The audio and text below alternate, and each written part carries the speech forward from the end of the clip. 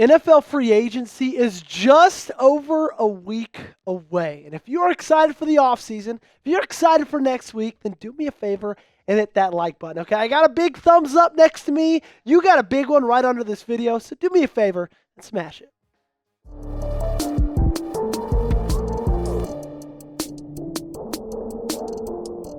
Ladies and gentlemen, they just keep rolling in, okay? Because the Baltimore Ravens just got another absolute a gift, okay? This one is coming in yesterday. Adam Schefter, the one who released the tweet saying the Eagles are releasing 6-time Pro Bowl cornerback Darius Slay per sources.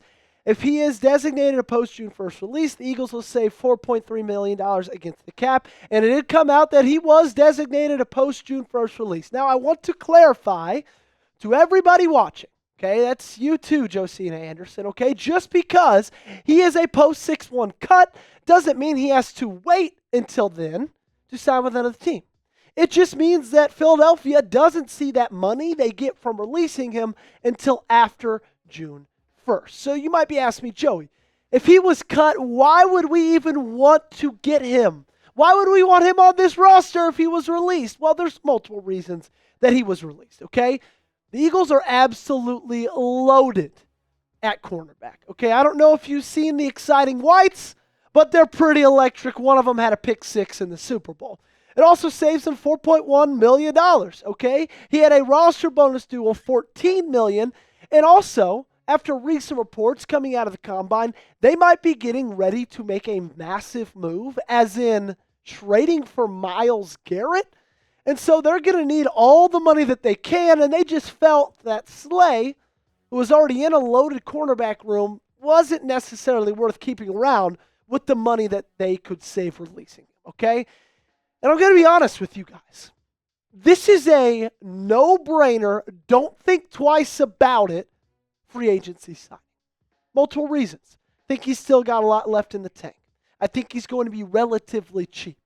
Okay, he just is coming off playing for a Super Bowl team on a Super Bowl roster. There's many more that we're going to get to. Many more reasons I think Baltimore should make this move. But just on the front end, instant reaction, I want him on Baltimore's team. I want him in purple and gold bad. Okay? What say you? You guys let me know in the comment section. Should the Ravens sign Darius Slay? If you think yes, give me an S for sign. And if you think, they don't need him, go ahead. Give me a P for pass. So let's talk about the reasons why this is big for Baltimore. Him being released. Okay, number one, we're going to start with the fact that he was almost a Raven. And this isn't a report coming from an NFL insider, coming from a rumor source on Twitter. This is coming straight from the horse's mouth. Darius Slay himself, via Big Play Slay, his podcast, said, I was almost, this is back in 2023, this close a Baltimore Raven. I was this close. But I wanted to be an Eagle. I stayed an Eagle because I knew me and Howie were going to figure something out. But the Baltimore Ravens were the first team that called, and they offered me just what I wanted. So, 2 years ago, flashback to when he's a free agent, deciding whether to re-sign with Philadelphia or go on to greener or more purpler pastures, some might say, they were willing to offer him everything that he wanted. He just stayed in Philadelphia because, that's home to him then. He liked being there. He knew Howie, he knew everybody there, but they were already close to getting a deal done. So that kind of makes me right off the rip thinking, okay, they're already close to making this happen before. They've already had their sights set on Darius Slay, and now he's as available now as he was back then. Probably now even more because it's obvious that his old team no longer wants him. So, could Eric DaCosta be thinking again, I already made an offer for him once, but he chose his current team. What's going to happen if I make an offer again? I think he should. A little bit of a programming reminder before we move on. We'll be live today, 5 p.m. Eastern time. We got Jack, me. We'll all be hanging out, having a great time. We weren't live last Tuesday. Combine stuff got a little bit crazy. We're back Tuesday, today, 5 p.m. Subscribe. Turn those notifications on so you don't miss a moment. Number 2 on why this is big for Baltimore is just the current state of this cornerback room. Ladies and gentlemen, it is not looking great. Now, it could be looking worse because you look and you got Nate Wiggins, you got Marlon Humphrey.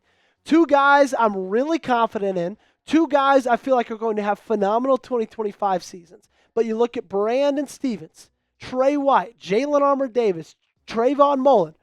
All of those guys are unrestricted free agents. Every single one of them. There's a chance they're not on this roster come 2025. Come 10 days from now, okay? And Jeff Zreback tweeted back when Eric DeCosta, John Harbaugh had their postseason press conference saying that, Stevens was a great pick and he's grown a lot. However, DeCosta did say that he'll probably get an opportunity to test his value on the open market. And I think that's better for everybody involved. I think that's better for Baltimore. I think that's better for Brandon. But when you look at the cornerbacks you currently have on your roster from top to bottom, those top 2 are the only 2 starter caliber corners that I believe will be on this team come the fall. Maybe Trey White, maybe one of the 3 of the bottom guys will. But again, Nate Wiggins, Marlon Humphrey, those are the only 2 guys I have any sort of confidence in. So Darius Slay getting released is massive for Baltimore because where that cornerback room sits right now, it's not great. Okay, coming up, I got 2 more reasons for you why this is so big, why this is a gift. But Darius Slay being available should get your ears perked up. For that, I got to give a shout out to the sponsor of today's video, our great friends over at PrizePicks. Basketball season is well underway, and PrizePicks is the best place to win cash while watching your favorite players. You can now win up to 1,000 times your money on PrizePicks. Sign up today, get $50 instantly when you play $5. You don't even need a win to receive the $50 bonus. It's guaranteed. PrizePicks is the best place to get real money sports action. Join over 10 million users and sign up today. You think Steph Curry would get more than 5 3-pointers next week? What about Giannis for more than 35 points? Cook up hot takes with your friends and win real money this basketball season when you and your crew win your game on PrizePicks. Let's take a look at my PrizePicks. The great thing about PrizePicks is you can do some futures. This is the projected pass yards for both Lamar Jackson and Bryce Young for the 2025 NFL season. I'm going to go ahead, take the more on Lamar. I like Bryce, but 3,300, I don't know. Give me the less on him as well. You can tail my picks. You can fade my picks. Just make sure you use our friends over at PrizePicks. So download the PrizePicks app today. Use code CLNS to get $50 instantly when you play $5. That's code CLNS on PrizePicks to get $50 instantly when you play $5. You don't even need a win to receive the $50 bonus. It's guaranteed. The link to this promo is in the comments and description of today's video. PrizePicks, run your game. Number 3, third reason why this is so big for Baltimore is because I still believe that Slay can be elite. Okay, I don't know if he can ever be back to his true form of what he was those Pro Bowl years, 6-time Pro Bowler. But still, for what he gave this Philadelphia Eagles team, especially when you look at the playoffs, right? He had an overall PFF grade for the 2024 season of 67.6. His coverage grade was 68.9. Now, when you look at the playoffs, he took a step up in both. Also had 12 pass breakups throughout the year. Now, let's look at his resume, okay? Because this is important. It's so important. I don't want to get choked up for it. So I'm going to take some water. He was a Super Bowl champion this past year. First team All-Pro in 2017. I know it's a long time ago. But look at that last one. Eagles team captain. On that team, they have so many leaders, especially on the defensive side of the ball. And they said, you know what, Darius? You're a leader on this team. Okay? He led that defense to a title. Sure, was he the best he's ever been? No, he wasn't. But he was an important piece on the best defense in football last year. So if he's available, you gotta get him on the roster. Let me know in the comment section. Can Darius Slay still be elite? What do you think? If you think yes, let me know. If you think no, give me a no in the comment section. My last one is, I just think this defense needs some more dogs, okay? Just needs some more dogs. And with Darius, You already know he hates the Steelers. Here's him throwing a punch against Darnell Washington late last season. So he checks that mark, right?